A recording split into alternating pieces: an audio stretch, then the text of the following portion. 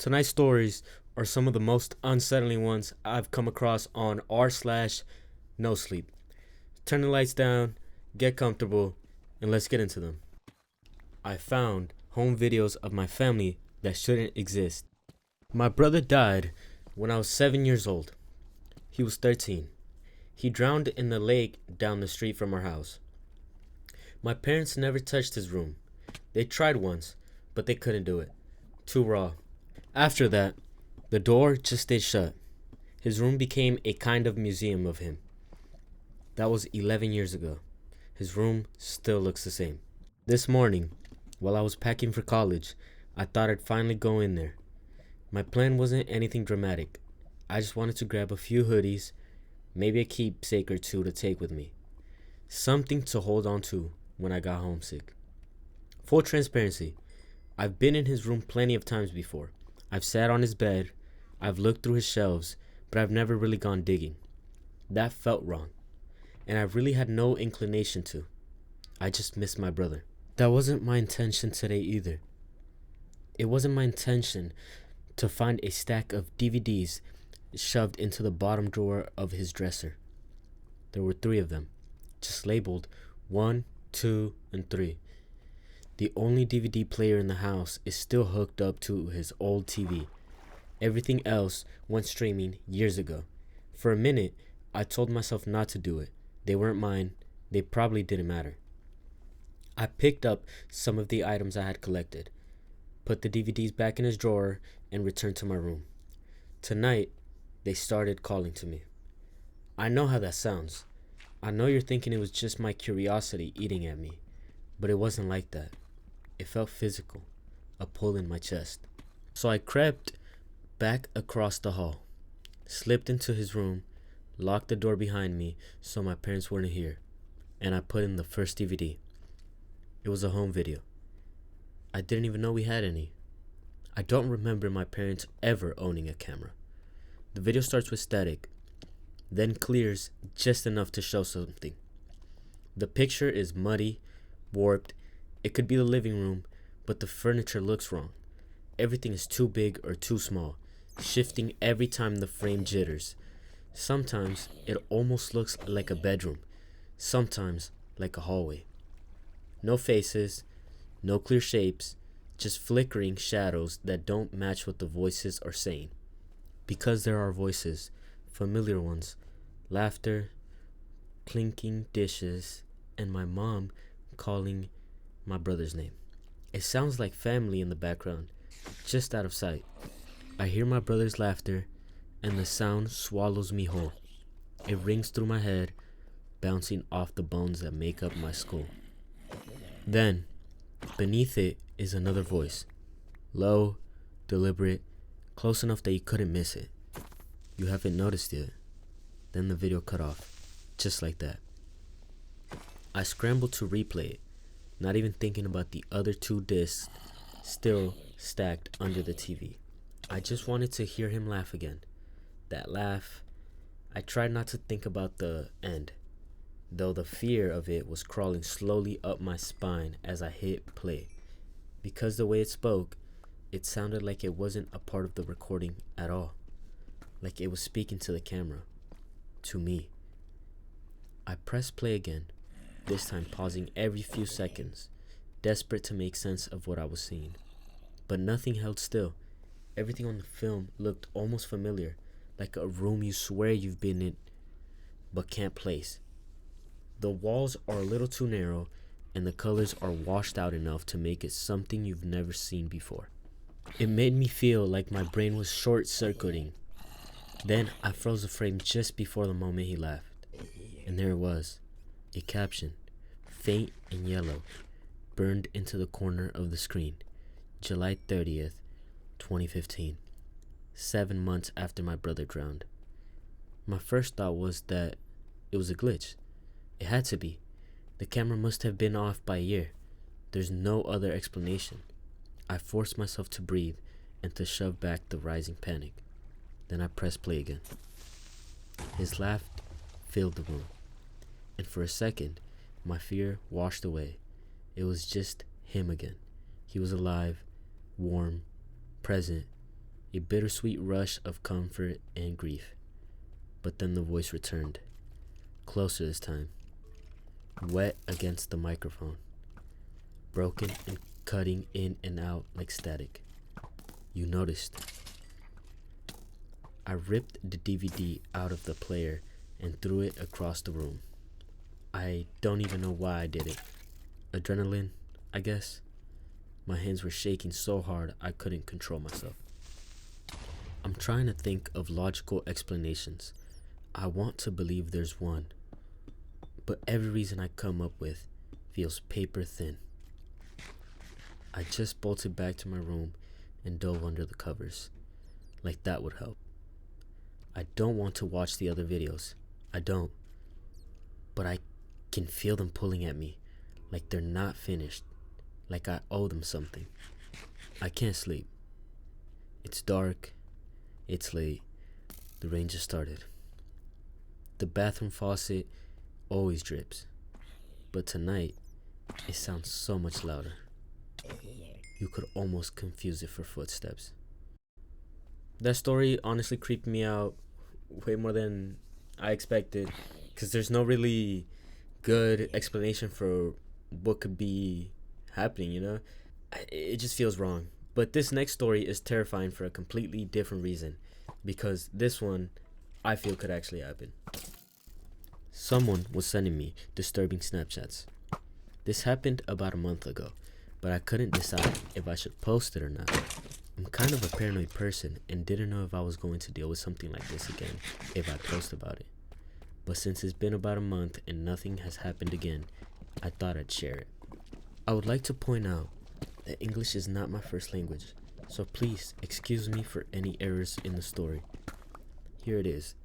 I'm a 22-year-old girl from Bulgaria, studying art in another town. I was back home to my parents' house for Christmas vacation. So this happened a little after New Year's. My parents' house is in a little village near a big town, where I grew up. We moved in the village, and we now live in a 2-story house. I was sitting one night in my room, drawing in my sketchbooks and listening to some amazing horror stories on YouTube, as I usually do. It was about 2 o'clock, and I was immersed in a scary story, not knowing that I would be living in my own horror story real soon. It started with me receiving a notification from Snapchat that someone added me. I was kinda confused, but still opened it and saw that someone with the username Lappy789 added me as a friend. Now, I would like to explain why this was weird to me. I don't use Snapchat anymore. I just have it on my phone for no reason at all. None of my friends use it since Instagram got the story thing, and we all started to use that instead. I have very little friends on Snapchat and none of them use it. So I didn't think that it was somebody I know, and I don't have my location on, or Bitmoji, or whatever it's called that can give away my location and my username to people nearby. I don't know if that's what it does. Like I said, I haven't been using Snapchat in a while. Oh, I also didn't have my username written anywhere on my social media. Moving on. Out of curiosity, I added Lappy789 and opened their profile to see if they had a picture or something that could tell me who this was. There was nothing, only their Snapchat score, which was about 7. I set my phone on my desk and started to rewind the video to listen to the parts that I missed while I was distracted with the phone. As I was getting ready to go back to sketching, when I got a notification that Lappy789 sent me a snap. I opened it, and it was a picture of grass taken with flashlight. I looked at it confused and then went to chat box to type, "What is this? Who are you?" Lappy789 received it, then it said that they read it, but they didn't respond.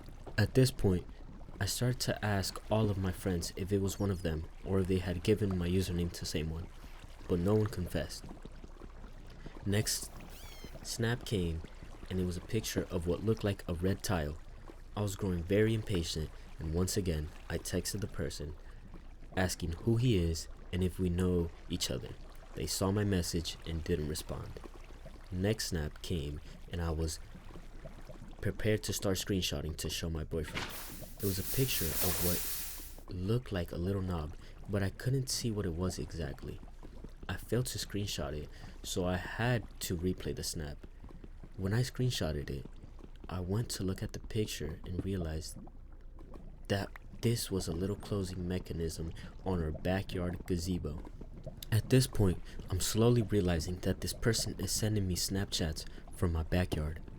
And, by the way, it's not so easy for someone to come to our backyard, as we have a very tall fence, and you have to take your time and scout the place around to find a possible way to climb the fence.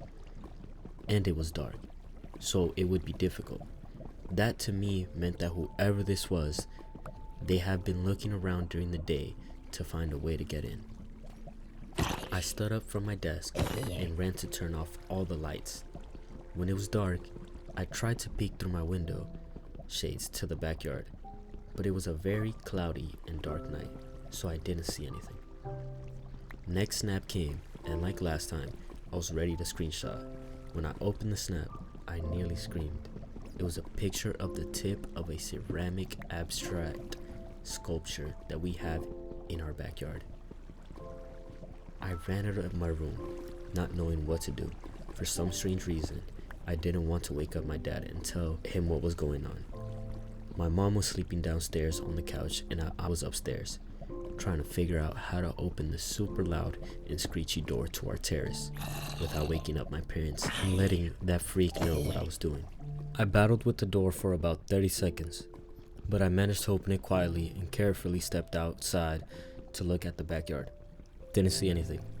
I looked and I looked, trying to stay as low as I can so that the snapper wouldn't see me, but I couldn't see anything. I went inside, once again, trying my best to be as quiet as possible, when I received another Snapchat from Lappy789. It was a picture of my mom, sleeping on the couch, taken from outside through a crack in the blinds. This freak took a fucking photo of my mom. As shocked and terrified as I was, I still managed to screenshot it. At this point, I lost it. I started screaming for my dad. He came out of the bedroom and tried to calm me down as I was trying to explain to him that there was somebody in our backyard. I could see that he didn't really take me seriously, but he went outside anyways, carrying his gun. My mom was awake now, trying to calm me down as I was hyperventilating, failing to explain to her what Snapchat was. I went in my room when I calmed down and checked my phone, remembering that I didn't look if I had any new snaps after I showed my parents the pictures. I had 3 new snaps from Slappy789. They were a picture of our front gate, which I couldn't screenshot, and 2 messages saying, "See you soon, bye." I immediately blocked the account. I barely slept that night. I texted and called all of my friends, begging them to confess if it was one of them, but nobody did. When I told what happened to my boyfriend, he asked everybody that he knew, but still nothing. We tried to find the account, but we soon found out that they had deactivated it. There was no one in the name of Lappy789 anymore. I deleted Snapchat that night and don't think I'll ever use it again. The next day, I went outside to look around and see if the creep left something behind, and I saw footprints on a little muddy patch near the place that they took the photo of my mom. My dad doesn't seem to believe it was the footprints of the intruder, saying that it was probably one of us stepping there, but I'm pretty sure they weren't ours. To this day, I still don't know who it was. I've asked everyone that I know, but nothing has come up of it. I still wonder what their intentions were. Were they trying to scare me? Were they stalking me? Who were they? How did they find me? And how did they enter my backyard? Do they still send me Snapchats? I wouldn't know. I deleted the app. A Reddit confession. I watched a woman drown. This is a post taken from Ask Reddit. What's a secret you've never told anyone? Throwaway Biscuit 123 posted, I watched a woman drown and did nothing. I know that makes me basically a murderer and definitely a coward. Well, karma got me. A few weeks ago, I ended up in the ER for severe dehydration. I nearly died. I didn't run a marathon, wasn't trapped in the desert. I was sitting on my front porch. My neighbor was the one who found me. I wish he hadn't. How did I get here in the first place? It all started 3 months ago. I'm half Korean on my father's side. He died from lung cancer right before his 60th birthday, and shortly after my 30th. After his funeral, I decided I would explore my roots. So I took a lone trip to Korea. I didn't speak a single word of Korean, but I had a translator on my phone. Plus, a lot of people know English. I figured I was all good, right? Wrong. It was a lonely trip, and turns out not knowing the languages was a lot harder to navigate than I thought. On my last night, I was eating bulgogi at a restaurant alone. My eyes were watering. It was way too spicy, even though I asked for no spice. A few girls who looked around my age giggled and watched as I tried to finish my meal. I coughed and downed a glass of soju. One of the girls came over and teased, "Too spicy?" I wiped my mouth with a napkin and smiled, glad to hear that she spoke English. Her name was Hannah. One thing led to another, and I found myself at a house party with Hannah and her friends. Over a dozen people squished in a tiny apartment in Seoul. They spoke in Korean most of the time. I couldn't keep up with my translator, so I just sat and nodded, pretending to understand. Hannah gave me a pill. Make you happy, not lonely and sad. She insisted. Fuck it. I swallowed the pill down with my beer. She was right. That shit made me happy. Suddenly, I felt like I could understand every word that was being said. We laughed and drank and partied all night long. Then at some point, ghost stories came up. Some guy warned me about Mogwishin, water ghost, and the vibe shifted. This guy seemed serious. Everyone suddenly seemed serious. In Korean folklore, Mogwishin are spirits of people who've drowned and now they're trapped in the water. They cry out for help, acting like they're drowning, and when you go in to help them, they pull you under, drowning you, and you take their place. Mogwishin, you better watch out. His face was stone. No one said anything. I thought maybe someone would laugh, but no one ever did. The night was over. Hannah said she'd walk me home. We walked alongside the Han River.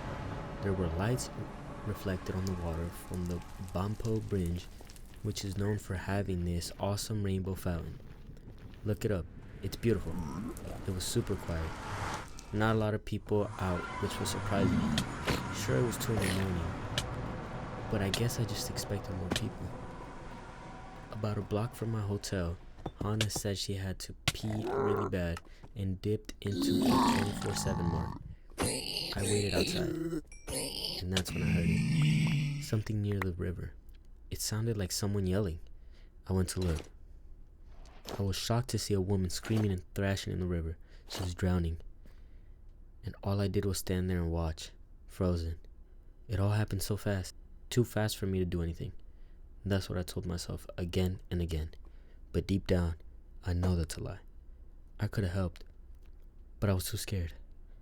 Too scared of Mogwishin. The woman struggled a while longer, then disappeared under the water.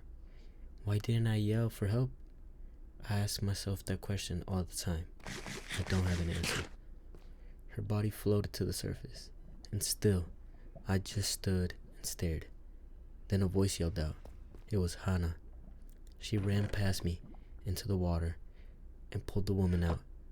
She tried to save her, but it was too late. I'll never forget what that woman looked like. Her mouth was hanging open and her eyes were wide. And I don't know, she seemed horrified and disappointed. She was looking right at me. I left Korea in a panic. Never saw or spoke to Hannah again. I didn't look up any news articles or anything like that about the drowning. I didn't want to know about the victim.